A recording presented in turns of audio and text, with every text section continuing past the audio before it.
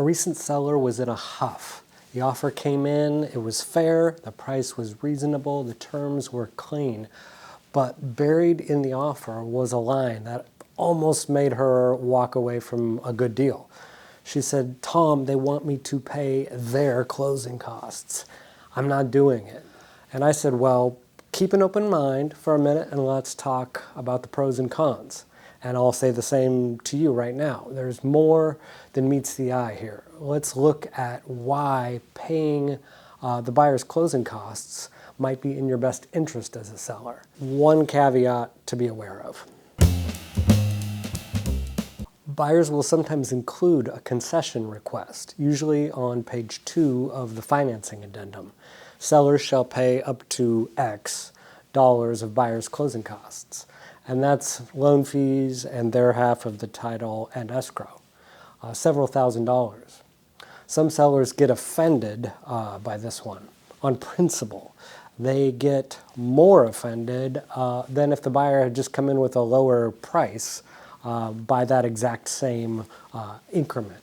The seller is already paying a lot of closing costs to sell a house, and I'm speculating here, but this might feel like piling on even more fees onto one party in the transaction.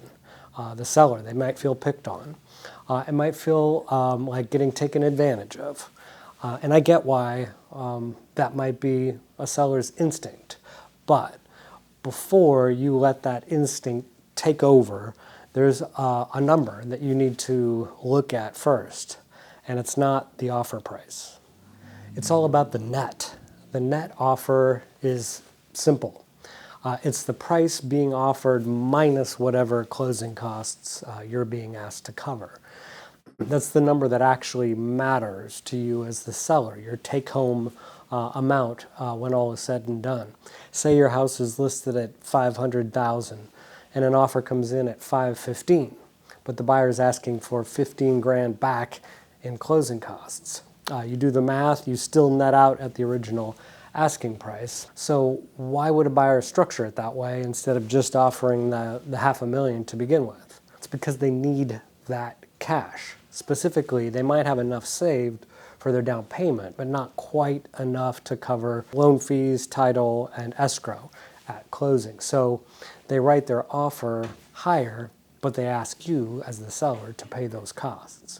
They're basically just building them into the price, into the mortgage, to then pay those over 30 years. Agreeing to pay the closing costs makes the home accessible to a wider pool of buyers. Buyers who are genuinely qualified, genuinely interested. They just needed the closing cost covered to get across the finish line. In a softer market, that matters a lot. Now, there is one thing you need to get right before you agree to cover the closing costs. Skip this and you could end up with an issue. The inflated purchase price in $515 in our example, that has to appraise. If the appraiser comes in at $500 and the contract says $515 with $15K in closing costs, concessions, you've got an issue to sort out. The good news is that this often is not an issue. There are comparable sales in most neighborhoods that can support a modest bump.